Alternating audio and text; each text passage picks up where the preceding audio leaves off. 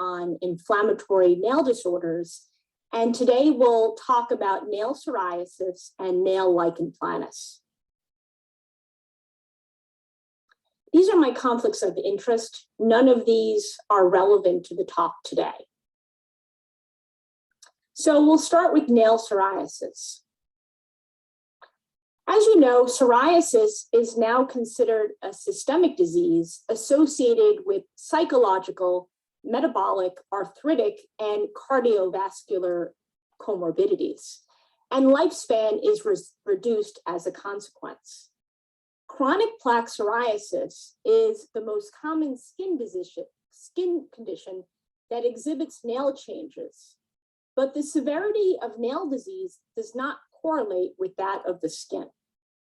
And we know that patients with cutaneous psoriasis, up to 90% of them will have nail changes during their lifetime. And there's a strong association of nail changes with psoriatic arthritis.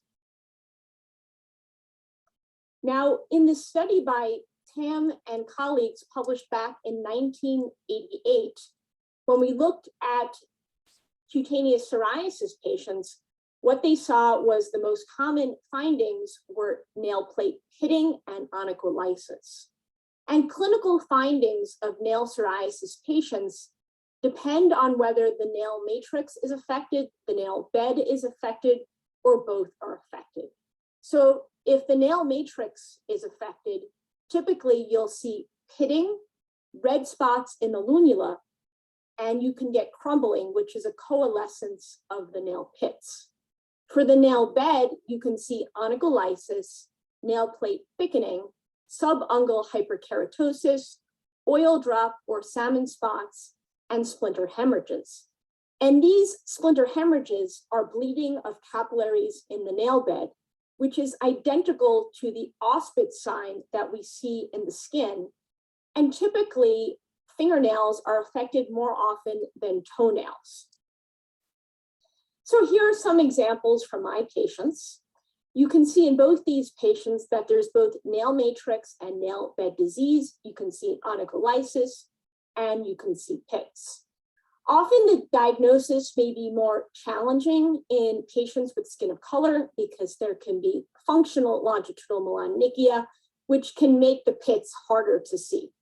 And often these patients will get diagnosed at later points than patients with lighter skin. This is another example of a couple of patients showing you the pits and onycholysis, and the patient on the right also has a splinter hemorrhage. Another example where you can see pits, you can see onycholysis and subungual hyperkeratosis in both of these patients. Here on the patient on the left, you can see onycholysis, you can see splinter hemorrhages. The patient on the right just has nail plate thickening, which resembles onychomycosis. And that's why taking a clipping in these patients is very important to rule out onychomycosis because the treatment would be very different. Dermoscopy can also help you in diagnosing nail psoriasis. On the top left, you can see a normal nail. In the middle, you can see pitting more clearly with the dermatoscope. On the right, you can see crumbling, which is a coalescence of pits. On the bottom, you can see splinter hemorrhages, then longitudinal ridges, and finally oil drops. So as I said, a clipping is very important to rule out onychomycosis, but typically on path with a clipping, you would see subungual parakeratosis and an extensive neutrophil infiltration. A biopsy of the nail is rarely necessary to diagnose nail psoriasis.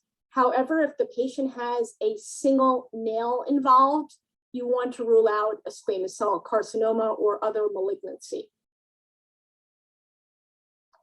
Now, nail psoriasis really affects quality of life, and have been several studies showing this. In a survey-based study of about 2,500 patients with psoriasis and nail involvement, those patients with nail involvement had a higher impairment of quality of life compared to patients with cutaneous psoriasis without nail involvement. And in general, patients with both matrix and nail bed disease have more of an effect on quality of life compared with patients, one of the two exclusively. And those patients with nail bed versus nail matrix involvement will have a greater impact on quality of life. And this can affect household activities, daily activities, as well as putting on shoes and socks. And in a third of patients, the nails are actually very painful. So this is an important question to ask, and this can further impact quality of life. Now I'm showing you here a survey-based study by Ortone and colleagues with over 1,000 patients. And you can see here that all age groups were affected in terms of their quality of life, but there was less an effect on the older patients, which really may impact treatment. So it's important to really ask questions targeting whether patients are affected with their quality of life. Now, this is a systematic review that we did looking at quality of life outcomes in patients with nail psoriasis, and we included 15 studies with validated quality of life outcomes. And what we found was with patients with nail psoriasis had higher PASI scores and higher dermatology life quality index scores than those with psoriasis without nail involvement. And it's not surprising that this would affect quality of life. These are examples of two of my patients. And you can see that this is not just an aesthetic problem. These patients actually had trouble performing work activities as well as daily activities. We also looked at diversity in nail psoriasis research.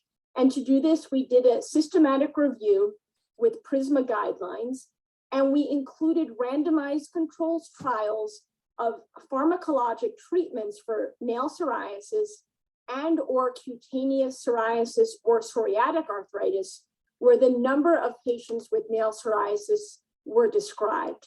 And we excluded device-based studies. And in total, we looked at 45 studies with almost 13,000 patients. And what we found was that race and or ethnicity data was reported in only about a third of randomized controlled trials. And reporting was more common in biologic small molecule studies versus conventional treatments such as systemics and topicals and intralesionals. And those studies with more than one US-based site were more likely to report this data. Sex reporting was better. This was reported in 91% of studies. However, the majority of subjects were male. And if we look at these randomized controlled trials of nail psoriasis with more than one US-based site that reported race and ethnicity, and compare this to United States prevalence estimates in the 2019 census, we can see that whites are overrepresented, Hispanics are underrepresented, as well as many races such as Blacks and American Indians. So there is definitely a need to report more data on race and ethnicity and recruit diverse participants into these nail psoriasis trials. Now, we looked at nail conditions in Google image searches, and we specifically pulled out the nail psoriasis images for the purpose of this talk. And these are examples of the images that you can see in a Google image search. And you can see that there's overrepresentation of Fitzpatrick skin types 1 and 2, 70%.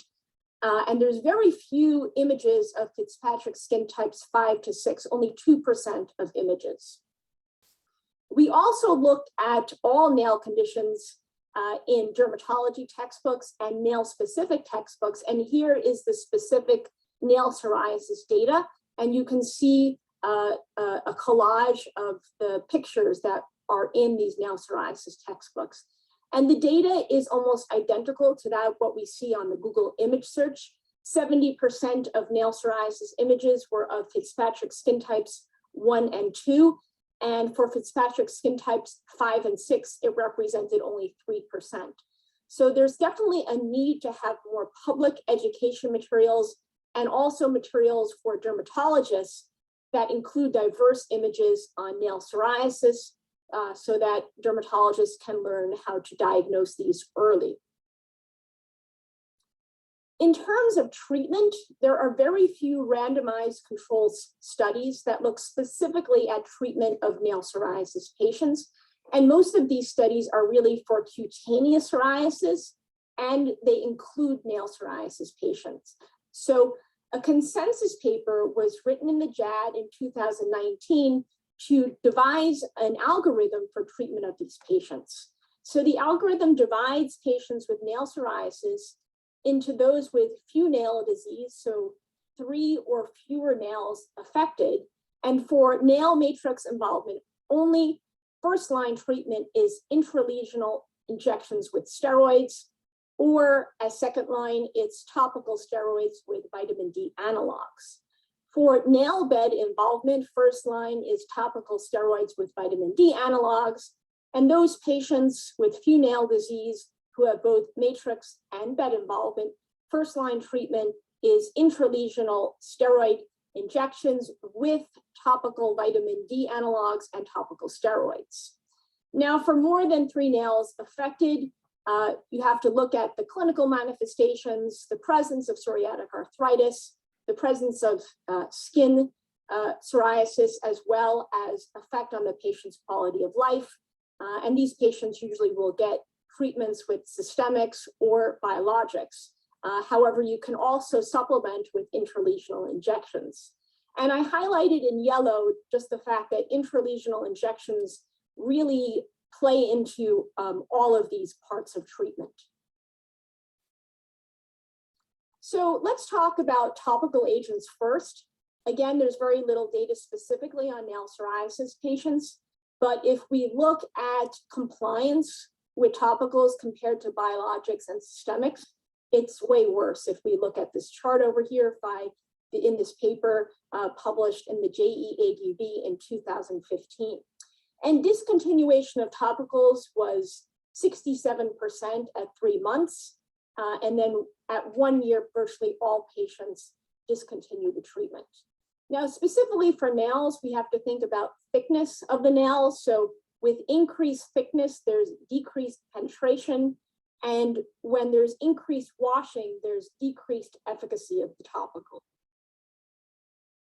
Now, in terms of injections with intralesional Kenalog, there are a few techniques that have been described in the literature, and most of these techniques require a digital block. So you can imagine if you have to inject multiple fingernails, maybe even toenails, this can be quite painful for the patient and quite time consuming.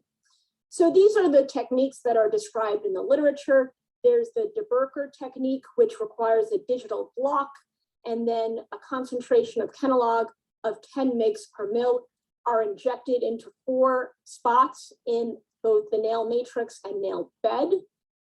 The Gerstein technique involves a digital block, and then with a 26 gauge needle, there's an injection into the proximal nail fold, again at a concentration of 10 mg per mil. The Grover technique is similar, but without a digital block, but again with the large gauge needle, 26 gauge, using a concentration this time of 5 mg per mil. The technique by Dr. Reichert requires a digital block, and then with a 30 gauge needle, you inject from the hyponychium into both the nail matrix and the nail bed at a concentration of 10 mg per mil. Now, the technique that I devised with Dr. Scher really differs from the other techniques in that we don't use a digital block, number one. Number two, we use a 30 gauge needle so that it's more comfortable for the patient. And we use a much lower concentration of Kenalog 2.5 mg per mil. And instead of diluting with saline, we dilute in 1% lidocaine without epinephrine. And here is how we do the technique. For anesthesia, we use talk anesthesia, we tap the patient's shoulder, we use an ethyl chloride spray, and then a single injection into the proximal nail fold, 2.5 mg per mil of Kenalog, diluted in 1% lidocaine. And with this technique, you can inject all 10 fingernails in less than a minute. Now, in terms of systemics, there's some data out there showing that methotrexate versus cyclosporin, 43% and 37% improvement in NAPSI score at 24 weeks. With acitretin, 40 to 50% improvement in NAPSI at 24 to 48 weeks. And with the Premolas at 16 weeks, there's a 40% NAPSI improvement. And tofacitinib versus placebo, NAPSI 50 is 44% versus 12% at 16 weeks. In terms of biologics, with the TNF alpha antagonists, up to a 50% NAPSI improvement at 24 weeks. With the IL-17 inhibitors, up to a 45% improvement in NAPSI at 16 weeks. And with the IL-23 inhibitors, up to a 61% improvement in NAPSI at 24 weeks. And this is one of my patients who was on ustekinumab, and I'm showing here that there's very slow improvements. So if we look 5 months later, there's really only a subtle improvement, really nothing to talk about. But if we look a year later, there's a really significant improvement in the nail psoriasis, both in the bed and the matrix. And if we look about a year and a half later, it's barely visible that the patient even has nail psoriasis. There are some splinter hemorrhages in the second and third digits. This patient played guitar, so those fingers were frequently traumatized. So the fingernails grow 2 to 3 millimeters per month. The toenails much more slowly, 1 millimeter per month. So it takes 6 months for a complete fingernail to replace itself, and a year to a year and a half for toenails. So this just shows you that you really need to wait a minimum of 6 months for any of these treatments to show improvements. So here I'm showing you a meta-analysis by Zhang and colleagues. This was a meta-analysis and systematic literature review looking at 35 randomized controlled trials, and these are forest plots. And it shows on the left that tofacitinib and izokizumab showed the most significant scale of effect size magnitudes in treating nail psoriasis. And on the right, you can see that higher doses of tofacitinib and izokizumab had similar efficacy, and anti-IL-17 agents seem to be similar in efficacy compared to anti-TNF alpha therapies in the treatment of nail psoriasis. However, we should keep in mind that these results really have to be thought about carefully because there were variable endpoints used in these different studies. And this was a study by Reich and colleagues. This was a network meta-analysis conducted to indirectly compare the efficacy of 6 biologics in achieving complete resolution of nail psoriasis between weeks 24 to 26 in patients with moderate to severe psoriasis and also having nail psoriasis. And these are Sucre ranking plots, and it shows that the probability of achieving complete resolution of nail psoriasis was highest for izokizumab, and this was followed by brodalumab.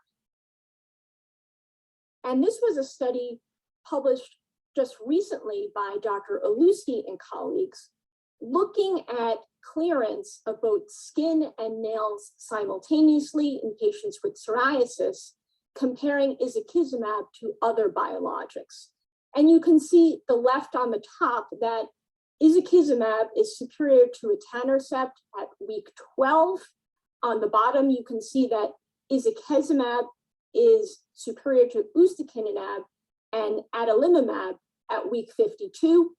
And then at week 24, izokizumab is superior to guselkumab, ustekinumab, and adalimumab. Now, I'd like to talk about some special populations. So there really isn't any data looking at nail psoriasis in pregnancy in terms of treatment. However, generally topicals and intralesional matrix injections with Kenalog are probably the safest options. This is a patient of mine who was pregnant and presented with a very acute and severe case of nail psoriasis. You can see these coalescence of pits and crumbling. There's erythema of the nail folds and swelling. She did not have psoriatic arthritis though. And I treated her with monthly injections of intralesional Kenalog, and you can see there's really a nice drastic improvement. If these treatments don't work, there probably is the best safety data for certolizumab, etanercept, guselkumab, and ustekinumab. Speaking about children, their nails are thinner and grow faster than adults. So topicals can really work great in this population. And I'll say that in my years of doing nails, I haven't had to put a single child on a systemic or a biologic, even those with very severe nail psoriasis. So this is an example of one of my patients with pretty severe pitting, subungual hyperkeratosis. He was quite embarrassed with his friends. He was 8 years old. And you can see here that using clobetasol under occlusion with breaks in between, there really is a significant improvement. There's some pitting, but this would not be visible to the child's friends, and he'd be able to use his nails better. Intralesionals I've also used, not for young children, but they work well in teenagers, and I have to inject them a lot less often than adults because their nails grow faster. You can also consider methotrexate, cyclosporin, and retinoids, as well as biologics. Etanercept is approved for children 4 and up, and you can also consider ustekinumab, adalimumab, and infliximab. For older adults, there really isn't a lot of data, and here you have to consider with topicals whether the patient has the flexibility to do this if they're applying it to their toenails, has the dexterity, has the visibility to do this. Really, with topicals, you want occlusion. You can also consider intralesionals. So this is a patient with very severe psoriasis. I mean, she had trouble buttoning her shirt. She had trouble doing activities of daily life. And here I did a combination treatment. So she was on oral methotrexate weekly, as well as monthly injections with intralesional Kenalog. And this is really a great result for her. You can also consider systemics, but you have to keep in mind that many of these older adults have comorbidities and also are taking other medications. So we have to think about their kidney function, their liver function, as well as drug-drug interactions. Now, there's really limited data on biologics in the older population, even though the age range in these studies combined goes up to 81. For most of them, the max age is 60 years, and the mean age of the studies ranges between 38 and 49. So really very few older adults. And if we look at a study of ustekinumab with 6,709 patients, only 340 were ages 65 or older, and only 40 patients were ages 75 or older.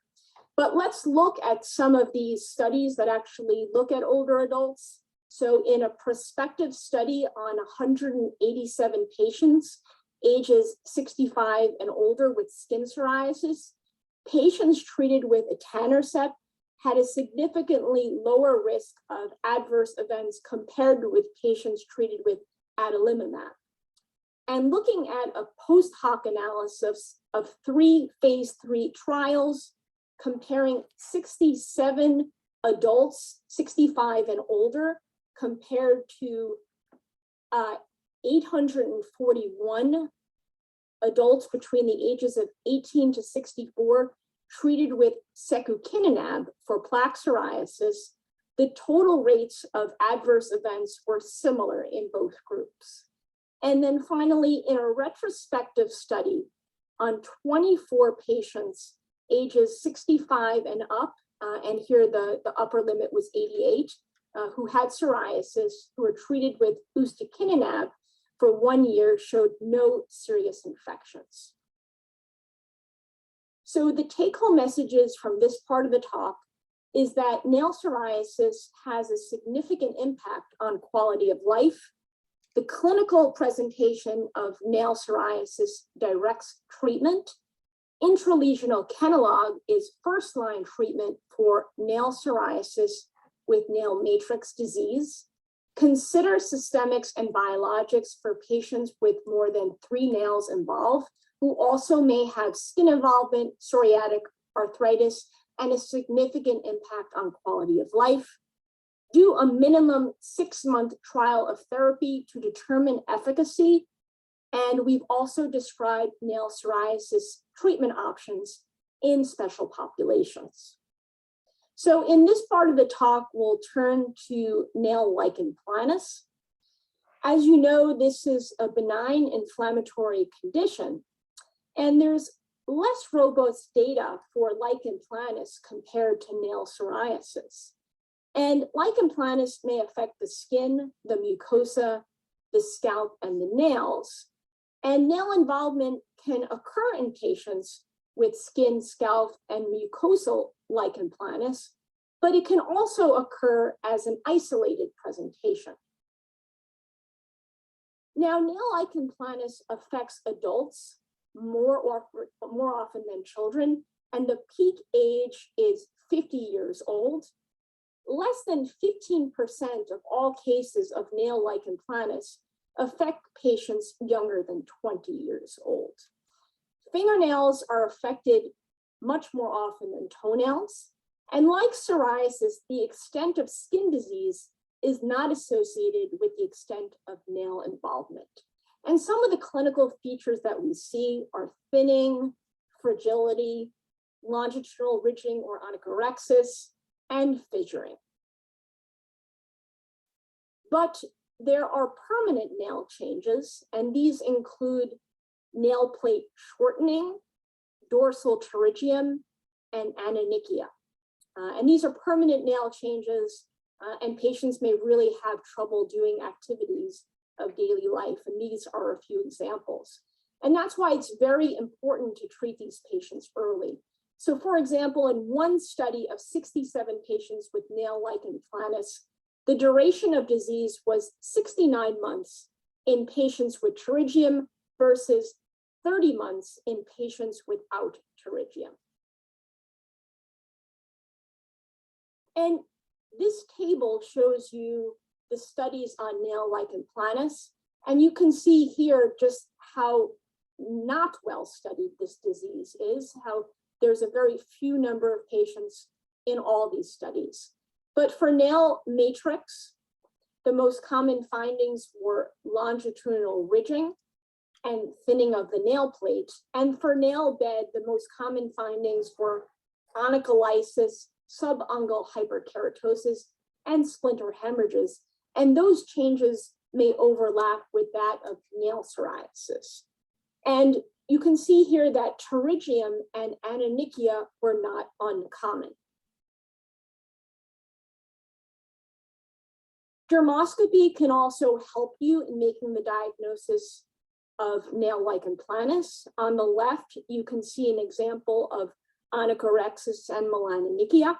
And melanonychia is very common in patients with skin color who also have nail lichen planus. In the middle, you can see anonychia, onychorexis, and splinter hemorrhages.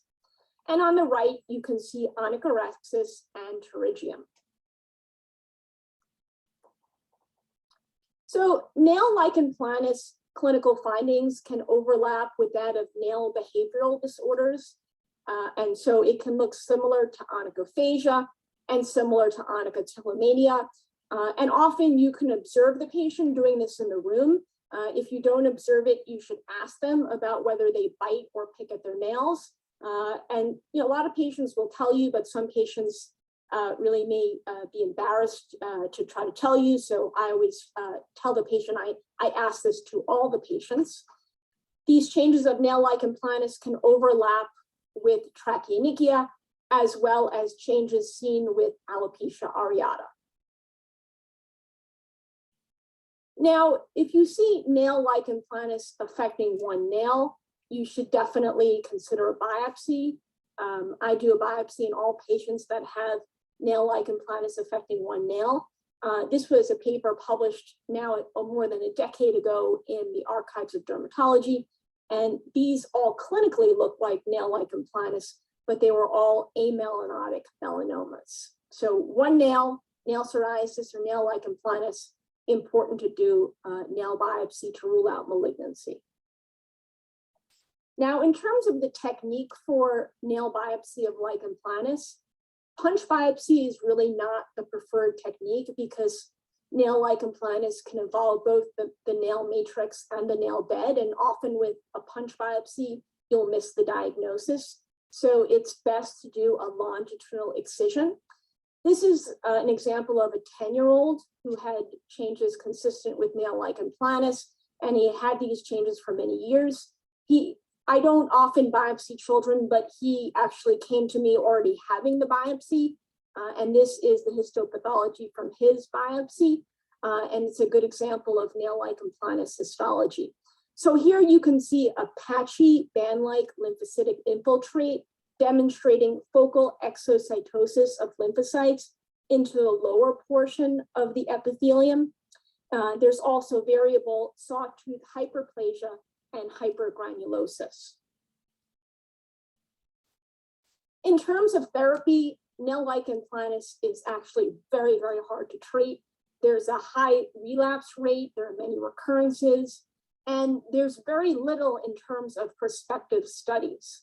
So when you treat nail lichen planus, consider the number of nails affected, the severity of the disease, whether the patient has lichen planus in the scalp, mucosa, and skin, the age of the patient, and the impact of quality of life. But the take-home message here is really to treat early, and if this patient is not responding to conservative therapy, really should treat aggressively.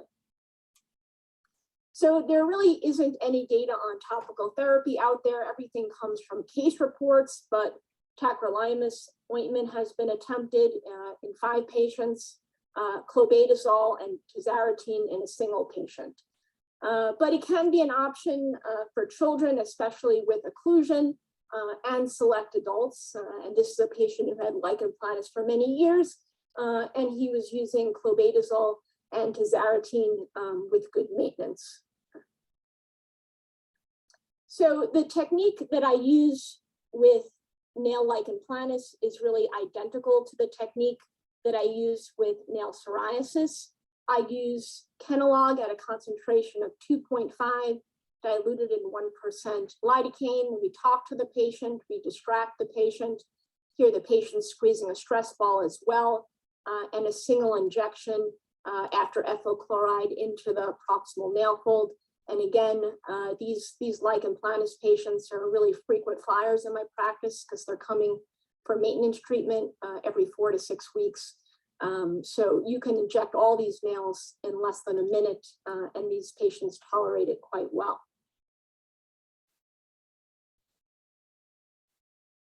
So this is an example of one of my patients who had lichen planus of a single nail. I did a biopsy on her, and it did show the typical histological findings. And here's an example after monthly treatments with intralesional Kenalog. You can see that she's really much improved. But not every patient will improve with this technique. You can see that this patient really progressed despite monthly treatments with Kenalog. And for those patients, we really have to be more aggressive. So for this patient, I gave him, after the Kenalog, I gave him prednisone and I gave him acitretin. And you can see that he stabilized, and actually there is some improvement in the nails. So this is the algorithm that I follow for patients with features clinically consistent with nail lichen planus. I do a longitudinal excision with histopathology. I do monthly injections with Kenalog, and then I'll continue monthly, or I'll taper for the responders. For the non-responders, I'll do oral prednisone or IM Kenalog with acitretin, and then I'll taper the steroid at 3 months and the acitretin at 6 months. And for the non-responders, you can try things like azathioprine and cyclosporin. So this was a paper that was published last year, looking at patients treated with either intralesional Kenalog alone or with a combination of intralesional Kenalog and PRP, and both treatments were given within the same patient. So here you can see the patient, the left nail was treated with Kenalog, the right nail was treated with a combination of Kenalog and PRP, and the authors stated that there was a better improvement in the combination group. However, there seems to be a dorsal pterygium in the left great toenail. The right great toenail. So, that's questionable. On the left, you see the physician global assessment, where the physicians concluded that the combination was better than Kenalog alone. However, I think this really needs more data before we can do this in practice. Now, the JAK pathway may be important in Lichen planus. We know that in vitro, the JAK2 pathway is active, so the JAKs inhibitors may be promising targets. Binding of cytokines to receptors relying on the JAK-STAT pathway for signal transduction leads to phosphorylation of JAK and STAT proteins, and then the latter dimerize, translocate into the nucleus and regulate expression of inflammatory factors. JAK inhibitors prevent JAK phosphorylation and STAT activation. So here's an example of two papers, one with oral Lichen planus treated with tofacitinib, and then here's an example of a patient with Lichen planopilaris treated with tofacitinib. These patients had failed many previous treatments, and their disease improved with tofacitinib treatment. So there is some data in the oral Lichen planus and scalp Lichen planus literature. So this was a paper published by Matilda Urizzo and Dr. Haneke in the JAMA Derm. And this was a patient with hypothyroidism, rheumatoid arthritis, alopecia universalis. She was treated with topical steroids, oral prednisone, methotrexate, and alitretinoin. She also had intralesionals to her nail matrix, everything. She failed everything. In this patient, they proved the diagnosis of nail Lichen planus with a nail biopsy, and she had 6 months of tofacitinib, 5 milligrams twice daily, and you can see at 6 months, there really is a huge improvement in her nails. So this is really exciting. And then just recently also in JAMA Dermatology, this was a case of a 60-year-old woman clinically diagnosed with nail Lichen planus. So there was no nail biopsy done here, but she was treated with 5 months of intramuscular triamcinolone. She also had 25 milligrams of oral acitretin for 5 months, failed that. She was treated for methotrexate. However, there were adverse effects, so that was discontinued. And then she was treated with 6 months of baricitinib, 4 milligrams daily, and there really is a huge improvement. So, this is really exciting stuff because we really didn't have anything for Lichen planus for many, many years. And finally, there seems to be promise with the JAK inhibitors. So patients with Lichen planus, some of them really have very little nail, so it's hard for them to do activities of daily life. So those patients who are undergoing treatment or who may have end-stage disease, one of my patients taught me, she uses a guitar pick to do activities of daily life, such as she's demonstrating here using the guitar pick to open a pocket knife. And the same patient also taught me that a pistachio nut can do the same thing. She can't pick up the paper with her own nails, but she can use the pistachio nut shell to pick up coins, pick up a paper. So this is something that you can tell your patients that they can use in the interim while you're trying to treat them. Here she's opening up a soup can with the pistachio nut as well. So she really taught me a lot. So take-home messages from this part with Lichen planus is that nail lichen planus causes significant impact on quality of life. Longitudinal excision is the preferred biopsy method. Treat early to prevent irreversible nail loss. And first-line therapy is intralesional matrix injections with Kenalog. And for the non-responders, you can try prednisone as well as acitretin, and JAK inhibitors may be promising for the future. I thank you so much. Hi, I would like to thank Dr. Richmond and Dr. Okay. Well, thank you so much for such a great talk, and thank you for joining us, Dr. Lipner. It really it was so clear and informative, and I learned so much. Beautiful pictures, the videos were amazing, and thank you. And I also appreciate your comments on diversity and skin and color, so thanks. I had a couple questions, if you wouldn't mind. Starting with psoriasis, again, I appreciate the reminder of how long it may take to see improvement in nails, even with effective therapy. And I'm just curious your experience of patients that have cutaneous psoriasis that may be treated with biologics. Do you find that improvement in the skin tends to correlate with improvement in the nails, or not necessarily? I think it can, but they're on different timetables. So, with the skin, you would expect results much quicker than with nails. So I think it can correlate. And Dr. Aluski's recent paper shows the simultaneous skin and nail improvements. So I think that kind of proves what you're saying. So in general, I think that's the case.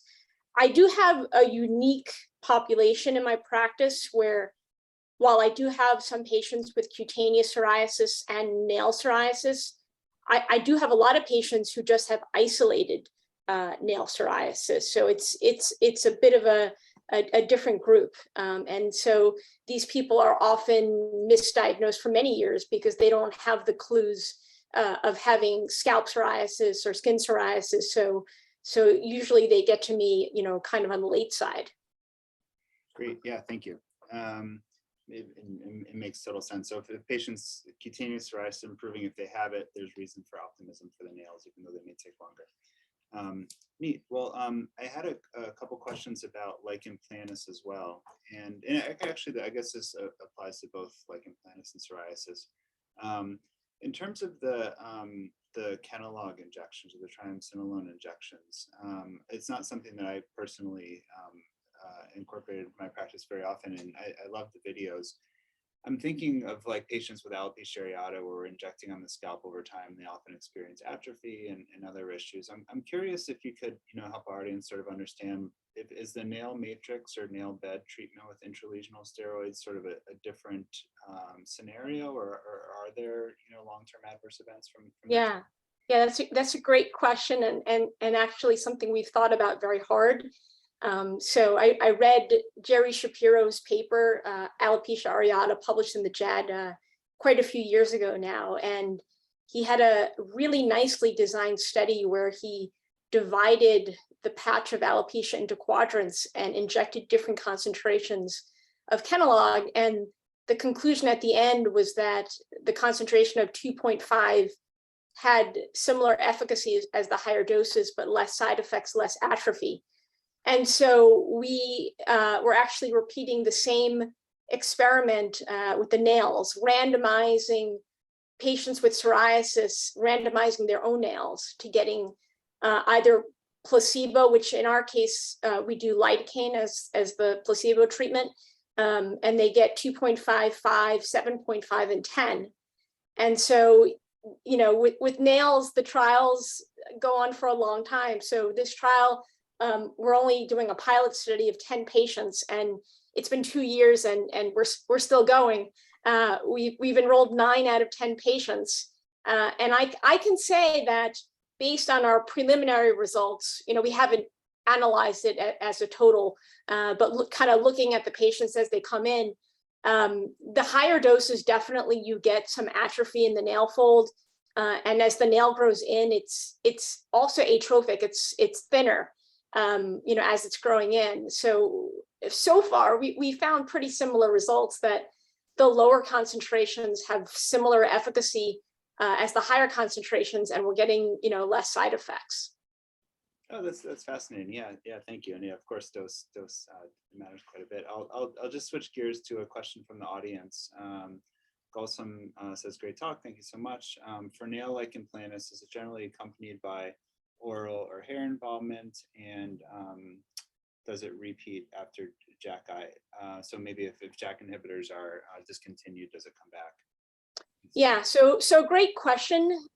Based on the literature, most cases, are cutaneous or mucosal scalp plus nails, but then about 10 to 15% of cases are isolated nail lichen planus. So that's based on the literature.